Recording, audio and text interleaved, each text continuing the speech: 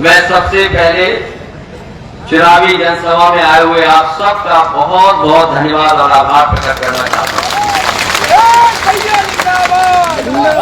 ये चुनाव शुरू होने के बाद समाजवादी पार्टी और हमारी पहली जनसभा दिखाई दे रही है और मैं जनसभा में देख रहा हूं जहां मैदान में बड़ी संख्या में लोग दिखाई दे रहे हैं।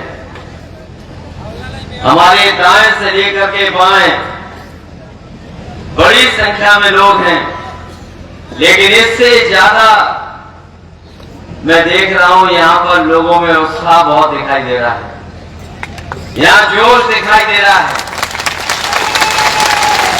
और ये चंद्रा विधानसभा ये हमारे उत्तर प्रदेश के बॉर्डर की बिल्कुल बगल की विधानसभा है। मुझे तो ये लग रहा है, महसूस हो रहा है कि जिस तरीके से जनता ने हमें पहले भी आशीर्वाद दिया था, 2 बार समाजवादियों को इस समय पर आशीर्वाद मिला है, इस बार भी हमारे नौजवान समाजवादी प्रत्याशी पुष्पेंद्र अय्यवार को यहाँ की जनता चुनाव जिता करके भेजेगी। वैसे तो अखबारों में आपने बहुत कुछ पढ़ लिया होगा। एक समय ऐसा था कि लग रहा था कि हम लोग गठबंधन में चुनाव लड़ने जा रहे हैं। हम लोगों से बातचीत हुई और पता नहीं क्या और किस कारण वो बातचीत खत्म हो गई। जहां में गठबंधन में चुनाव लड़ने का मौका मिल रहा था, मैं तो कहूंगा कि अच्छा किया कांग्रेस पार्टी ने कि अभी धोखा दे दिया। अगर बाद में धोखा देता उनका दल तो हम कहीं के नहीं बचते। इसलिए कम से कम चुनाव से पहले हमें धोखा दे दिया और उस धोखे की वजह से हमें पुष्पेंद्र अय्यवार जी को चुनाव लड़ना पड़ा। ये लगता तालियां बता रही है कि इस बार न बीजेपी न कांग्रेस, केवल साइकिल चुनाव चलने वाला है।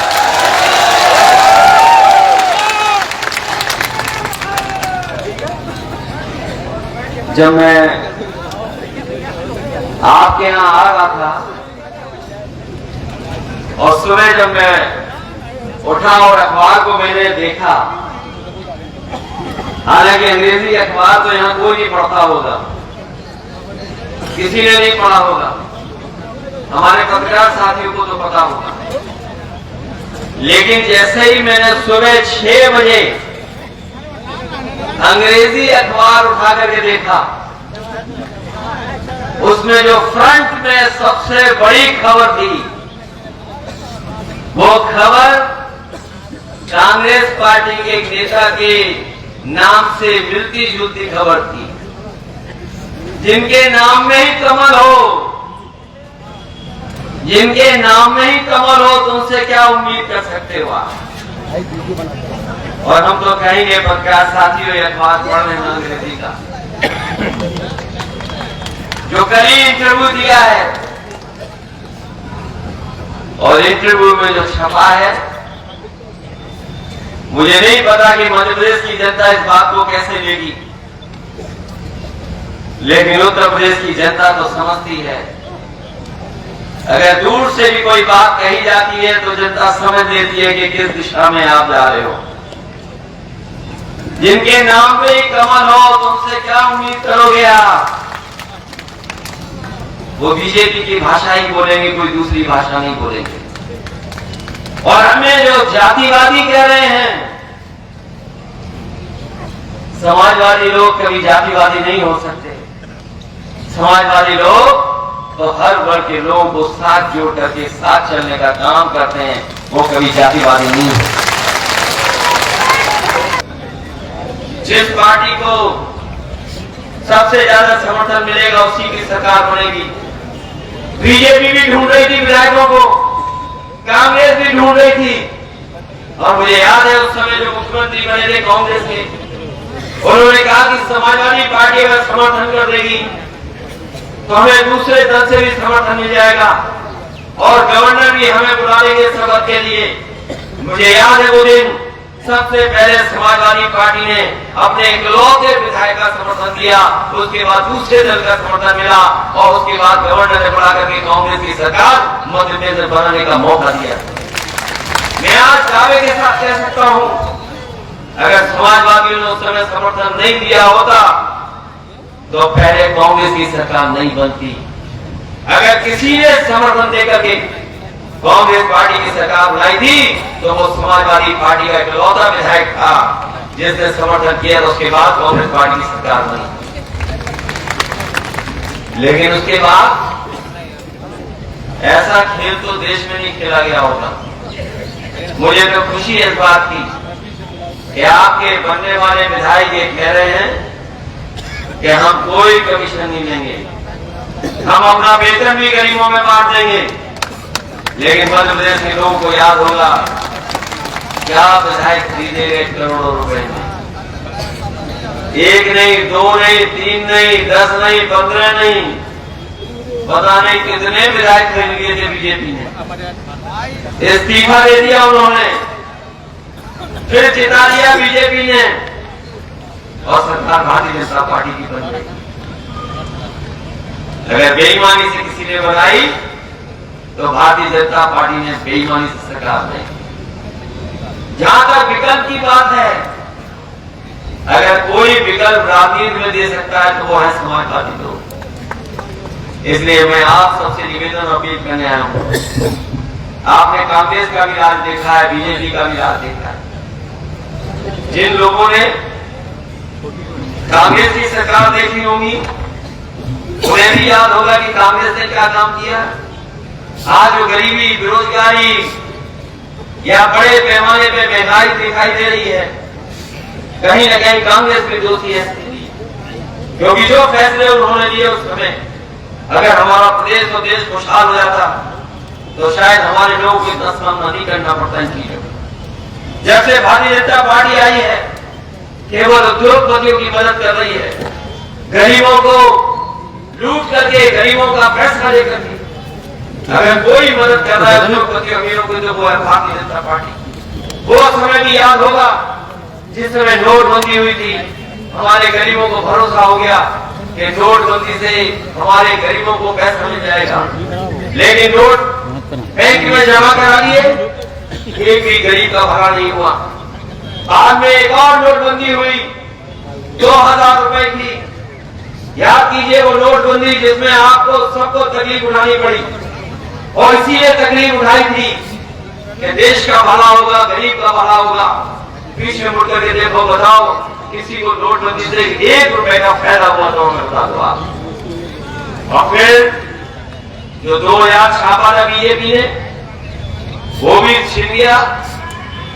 2000 रुपए बंद हो गए कि नहीं बंद हो गए? हमारे गरीबों तक तो 2000 पहुंच ही नहीं पाए, पहले ही बंद हो गए। और जो लोग जागरूक लोग होंगे और आप में से लोग जानते होंगे, बीजेपी ने कहा ये 2000 रुपया है जिसके अंदर चिप है, अगर कोई भी लेन देन करेगा तो चिप के माध्यम से पकड़ा जाएगा। बताओ, पहली सरकार है ये जिसने 2000 रुपए छापे और 2000 रुपए बंद कर दिए। लेकिन आज भी गरीब को कोई लाभ नहीं पहुंच रहा।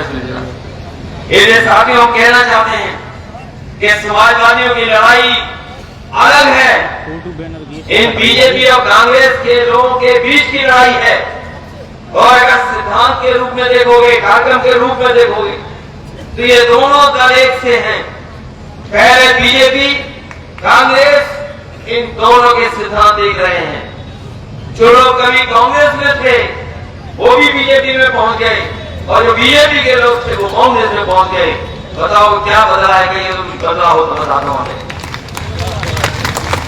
इसलिए बदलाव के लिए और एक नए रास्ते के लिए मैं आपसे अपील करने आया हूं। अगर गहराई से देखोगे आप तो कांग्रेस और बीजेपी में कोई फर्क नहीं है, इनके कार्यक्रमों में कोई फर्क नहीं है, इनके सिद्धांतों में कोई फर्क नहीं है।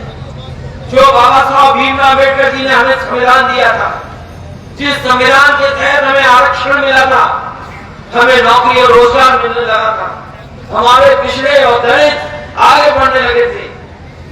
जाति के आधार पर जो आरक्षण मिला था वो किसी ने दिया था, तो वो बाबा साहब भीमराव अम्बेडकर जी के संविधान की वजह से मिला था। पहले कांग्रेस ने लागू नहीं होने दिया, बड़े संघर्ष और लड़ाई के बाद और समाजवादियों के तमाम दबाव के बाद जाकर के मंडल कमीशन लागू हुआ था। तब जाकर के हमारे पिछड़े और दलित भाइयों को कुछ हक और सम्मान मिला था। आज वो परिस्थितियां बदल गई हैं। कभी कांग्रेस रोकती थी हमें, आज बीजेपी रोकने का काम कर रही है। इसलिए अगर आप चाहते हो कि आपकी जाति गणना हो, आपकी गिनती हो, आपको आबादी के हिसाब से हक मिले, आपको आबादी के हिसाब से सम्मान मिले, तो हम समाजवादियों की मदद करना और पुष्पेंद्र दहीवार जी को ऐतिहासिक वोट करके जिताना। ये हमारे और आपके हक और सम्मान के खिलाफ है। ये हमारे और आपके कभी पक्ष में नहीं खड़े हो सकते हैं। इन लोगों ने हमेशा हम लोगों को धोखा दिया है। जो लोग हमारे पुराने साथी होंगे वो जानते होंगे कि जब कभी आरक्षण की बात आई होगी तो बीजेपी और कांग्रेस दोनों ने मिलकर के एक सही काम किया होगा। अभी पूरा आरक्षण हम लोगों को नहीं मिला, न दलित भाइयों को मिला। और याद रखना, जितना प्राइवेट चीजें होंगी, जितनी चीजें बेची जाएंगी, उतना ही हमारा हक और सम्मान छीना जाएगा। आज मुझे खुशी है इस बात की कि आज इस लड़ाई में पूर्व विधायक आर.डी. प्रजापति जी भी हमारे साथ हैं। ये लगातार लड़ते रहे, संघर्ष किया और हमारे पिछले दलित भाइयों की आवाज बन करके हमेशा बोलते रहे। तो सोचिए, आज समाजवादियों के साथ हर वर्ग के लोग खड़े हैं।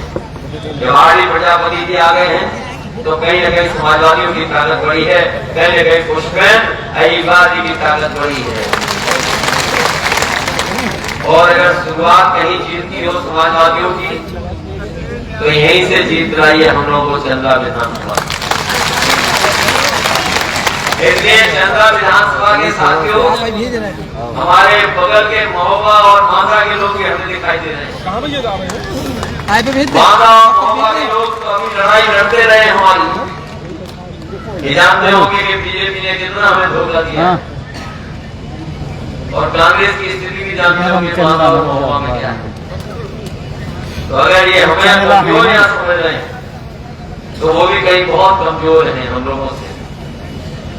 यदि आप मांदा और महोबा के लोग भी मदद करना, पड़ोसी हो आप लोग, अगर आप लोग चाहोगे और जनता का सहयोग ले लोगे तो पुष्पेंद्र दहीवार जी यहाँ से जीत करके जाएंगे। एक नौजवान साथी के लिए हम लोग इतनी दूर से चल करके आए हैं, इस उम्मीद और भरोसे के साथ कि आप लोग एक एक वोट इनके पक्ष में डालेंगे, जिससे समाजवादी पार्टी न केवल जीते बल्कि साइकिल आगे बढ़े। हम आपको भरोसा दिलाते हैं, इस बार जरूर धोखा खाए हैं, लेकिन आने वाले चुनाव में हम लोग धोखा नहीं खाएंगे।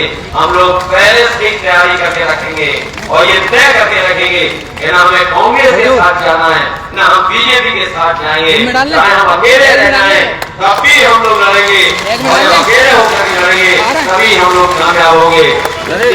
जो काम हम लोगों ने करके वो ऐतिहासिक काम किए हैं, जो समाजवादियों ने काम किए हैं वो ऐतिहासिक काम किए हैं।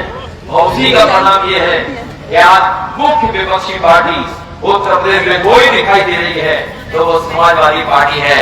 और देश की राजनीति में अगर कोई भारतीय जनता पार्टी को रोकेगा तो वो उत्तर प्रदेश में समाजवादी पार्टी रोकेगी, कोई दूसरा दल नहीं रोकेगा। और ये बात भी मैं कहते जा रहा हूँ कि दिल्ली में अगर सरकार को बनाने में और हटाने में किसी की सबसे बड़ी भूमिका होगी तो वो समाजवादी पार्टी की होगी, किसी दूसरे दल की उत्तर प्रदेश में नहीं होगी।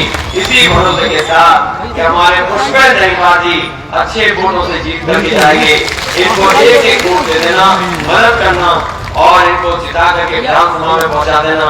जो जो इन्होंने वादे किए हैं उन वादों पर हम लोग भी इनकी मदद करेंगे। वहीं याद रखना, हमारी पार्टी का जो सबसे पहला मुद्दा है कि हम जाति जनगणना कराना चाहते हैं।